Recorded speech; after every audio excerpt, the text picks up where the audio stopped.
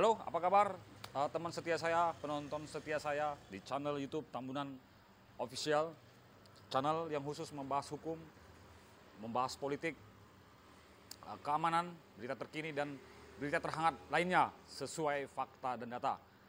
Kali ini kita akan membahas prinsip perjanjian keagenan dalam perusahaan asuransi jiwa, yang intinya sekarang banyak perusahaan asuransi yang mengembangkan atau menjual produk-produk asuransinya melalui prinsip agency system. Jadi perlu kita ketahui bahwasanya perusahaan asuransi dengan memasarkan produknya atau mengembangkan sayap-sayap bisnisnya itu dengan beberapa channel, distribusi channel, baik brand system, melalui brand system, ada bank assurance. Jadi bank assurance ini ya produk-produknya itu dijual melalui bank lah kan gitu kan. Ada juga yang terakhir ini melalui bank assurance, melalui agency system. Jadi agency system ini sebenarnya sebuah sistem di mana setiap orang berpeluang memiliki kantor sendiri, perusahaan. Jadi perusahaan tidak menyediakan kantor semua kantor, staf ADM, support disediakan dan dibiayai agensi sebagai mitra perusahaan dalam mengembangkan bisnis. Jadi agen-agen yang berkualitas, yang mempunyai naluri penjualan atau mempunyai channel ataupun kenalan-kenalan atau segala macam, dia berpeluang memperoleh atau menjadi seorang agen yang sukses di asuransi gitu dia, dengan juga dibantu oleh perusahaan dalam hal product knowledge, motivasi dan segala macam lah. Jadi kita khusus membahas agency system. Jadi agency system ini sebenarnya sudah banyak berjamur di semua perusahaan asuransi jiwa dan banyak orang-orang sukses di dalamnya. Dan setiap agency system ini sebenarnya bukan berbeda dengan franchise. Jadi franchise ini dia asal punya uang aja dia bisa kembangkan usaha. Tapi kalau di agency system ini seorang yang ingin mengembangkan atau membuka kantor agency system, dia harus mampu atau mempunyai keahlian dalam bisnis asuransi, ya kan, dan dia menjadi pemimpin yang mempunyai pengetahuan sesuai dengan bidang di perusahaan asuransi, sehingga nggak sembarangan juga perusahaan asuransi itu membuka agensi dengan atas nama orang lain yang mengembangkan tanpa ada didasari kemampuan dalam pengetahuan dalam bisnis asuransi. Baik itu perusahaan kebanyakan itu perusahaan asuransi jiwa gitu dia. Jarang itu perusahaan namanya perusahaan asuransi umum atau kerugian. Dia kebanyakan itu perusahaan asuransi jiwa. Jadi sebenarnya kalau kita lihat dari hukum, sebenarnya agen asuransi itu sebenarnya orang yang bekerja sendiri atau bekerja pada badan usaha yang bertindak untuk dan atas nama perusahaan asuransi, ya, dan memenuhi persyaratan untuk mewakili perusahaan asuransi memasarkan produk asuransi. Jadi di mana agen ini bertindak melakukan perbuatan hukum, misalnya menjual barang atau jasa tidak atas namanya sendiri tetapi atas nama prinsipal. Jadi agen dalam hal ini berkedudukan sebagai perantara. Jadi pembayaran itu biasa ke agen itu yaitu berupa komisi, kompensasi, apalagi overriding, ada istilah-istilah itu dalam bisnis agen asuransi, keagenan lah namanya. Jadi hasil itu hak-hak dan kewajiban para pihak itu selalu dituangkan dalam perjanjian keagenan yang dibuat berdasarkan azas kebebasan berkontrak yang tunduk pada perjanjian pemberi kuasa, diatur dalam ketentuan pasal 1792 KUH Perdata. Jadi beberapa hal-hal esensial dari perjanjian keagenan asuransi itu sebenarnya adanya perintah atau wewenang untuk melakukan pemasaran barang dan atau jasa yang dimiliki prinsipal. Terus dalam suatu wilayah pemasaran tertentu, terakhir adanya upah atau komisi. Tetapi perlu kita ingat di dalam pemasaran keagenan ini sebenarnya ada kelemahannya.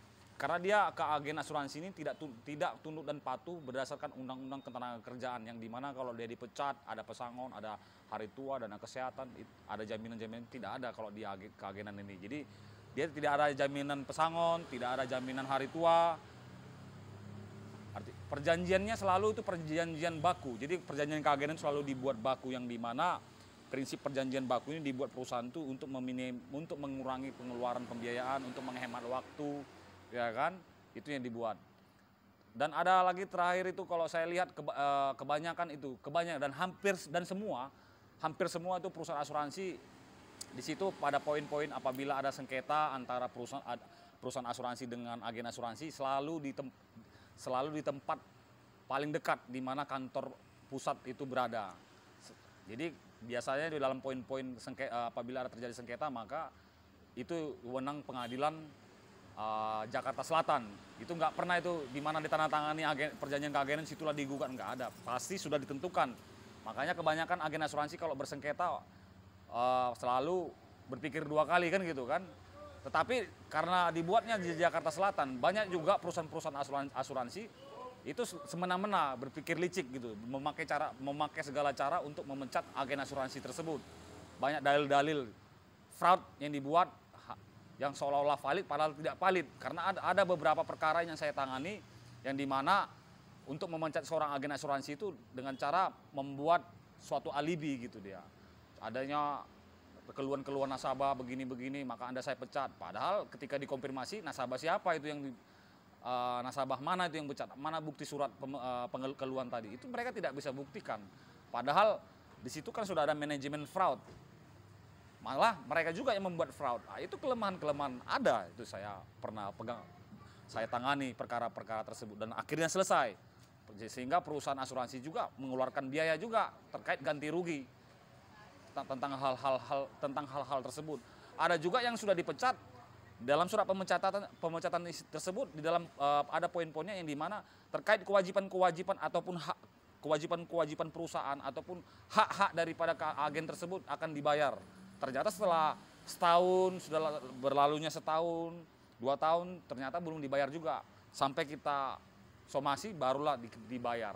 Karena apa yang dijanjikan dia harus bisa buktikan gitu dia. Jadi terkait daripada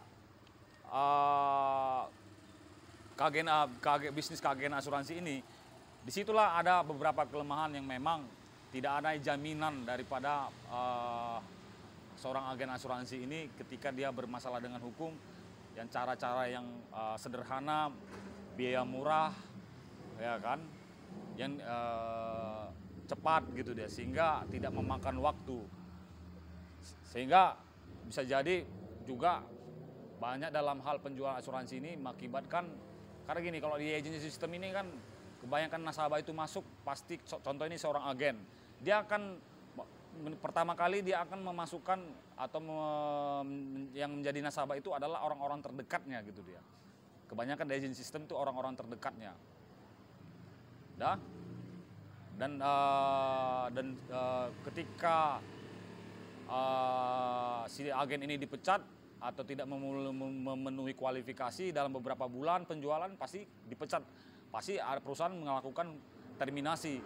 Sehingga terminasi tersebut juga karena nasabah ini adalah orang-orang terdekat, baik orang tua, paman, keponakan atau apa, sehingga keponakannya juga tidak mau bayar karena mungkin agen asuransinya juga tidak bekerja dalam perusahaan tersebut, ya membuat kerugian juga dalam perusahaan asuransi, sehingga ada plus minusnya gitu dia. Ada juga yang sudah 10 tahun agen asuransinya sudah bekerja tapi tiba-tiba dipecat karena di perusahaan asuransi A terdeteksi di perusahaan asuransi B, ya kan, hanya dasar-dasar itu, ya kan, padahal tidak ada berdasarkan tersurat gitu, artinya yang valid lah gitu dia. Karena kebanyakan sekarang asuransi ini kan karena kebanyakan agency system dan mereka butuh manpower, sehingga contoh ini asuransi A dan asuransi C, kan gitu kan. Asuransi C ini kekurangan agent, sehingga dia mau merekrut asuransi si A dari si A ini merekrut dari asuransi si A, orang yang sama. Padahal tidak boleh orang yang sama kerja di beberapa asuransi karena diawasi oleh Asosiasi Asuransi Jiwa Indonesia, kan dilarang gitu dia. Sehingga memakai proksi atau bayangan atau di bawah tangan lah nama orang, tapi kenyataannya yang berjalan tetap si asuransi A itu, sehingga tidak terdeteksi di asuransi mana-manapun gitu dia. Jadi yang perlu kita ketahui bahwasanya itulah tadi beberapa kelemahan-kelemahan daripada agency system yang dimana adanya kesewenang-wenangan daripada perusahaan asuransi untuk memecat daripada agen tersebut tanpa mengkaji lebih dalam apakah benar tuduhan-tuduhan yang dituduhkan kepada agen itu valid, ya kan?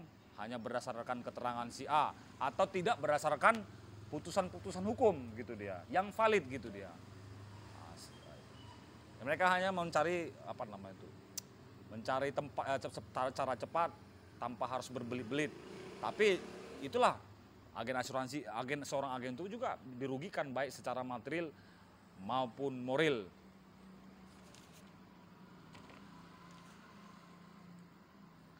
Jadi demikianlah topik-topik saya kali ini.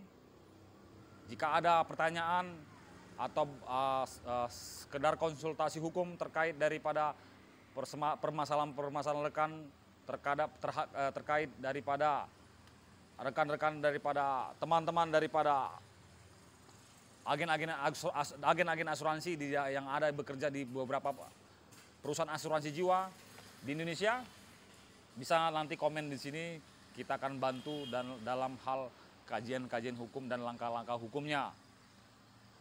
Jangan lupa like dan subscribe-nya untuk terus support program atau tayangan-tayangan saya ini demi untuk kemajuan bangsa. Sekian dari saya. Kita akan ikuti channel-channel berikutnya, channel-channel hukum, politik, keamanan, berita-berita terkini, berita terhangat sesuai fakta dan data. Salam dahsyat.